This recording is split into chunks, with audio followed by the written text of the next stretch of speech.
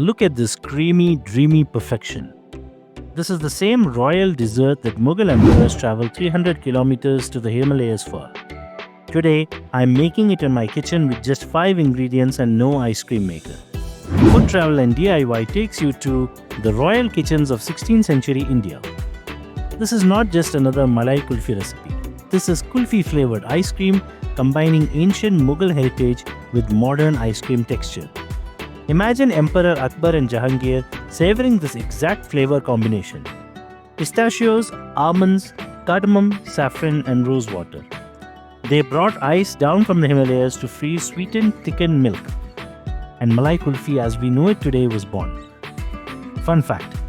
In the 1590s, Mughal chefs discovered that saltpeter mixed with water could create freezing temperatures without natural ice. This revolutionary technique made kulfi accessible year-round in royal courts. Let's recreate this royal Mughal dessert together. We begin with 8 pistachios, 6 almonds and 4 cardamom pods. The holy trinity of Mughal flavouring.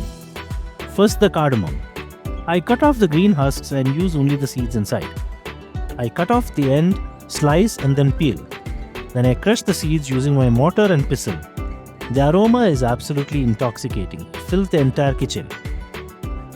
Cardamom is the third most expensive spice in the world after saffron and vanilla. Ancient Indian medicine used it as a digestive aid and breath freshener. The Mughals believed it had cooling properties perfect for hot Indian summers. Now I roughly chop the pistachios.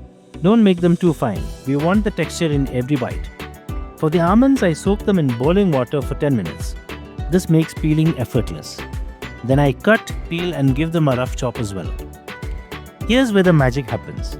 In a small saucepan, I add a dash of milk. And then I add my crushed cardamom powder, chopped pistachios and almonds to the milk. To make sure every spoonful bursts with flavor, we boil this mixture so that the cardamom oils and nut essences infuse completely into the milk.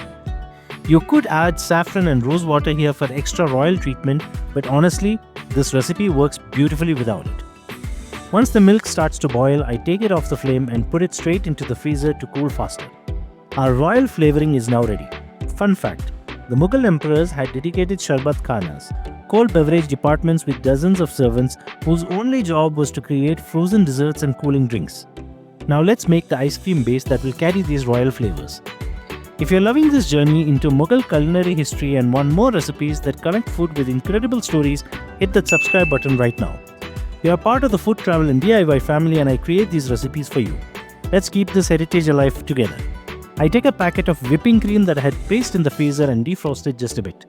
It contains 30% of fat and according to the instructions, we need to whip it as close to 0 degrees Celsius as possible.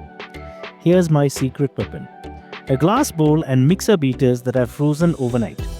I also have a casserole filled with ice cubes underneath to prevent any further heat transfer. Fun fact, when you whip cream at near freezing temperatures, the fat molecules crystallize and trap air bubbles more efficiently. This is the same science Mughal chefs used when they whipped kulfi mixtures in metal containers surrounded by ice and salt.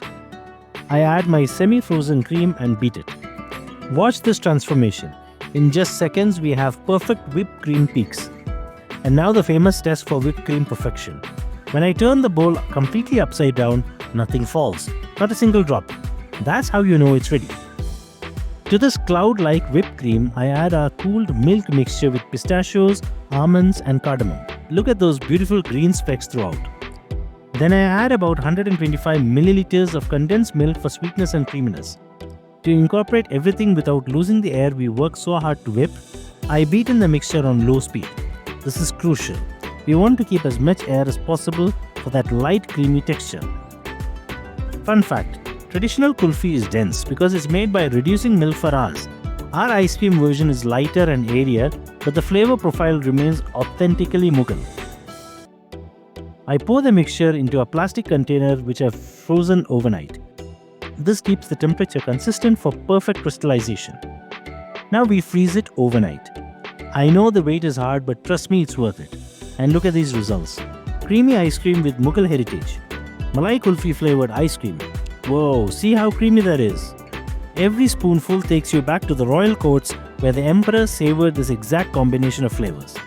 If this recipe brought a smile to your face and you want more heritage recipes with modern twists, smash that like button. Share this with somebody who loves Indian desserts and subscribe to Food Travel and DIY. Your support keeps these culinary traditions alive.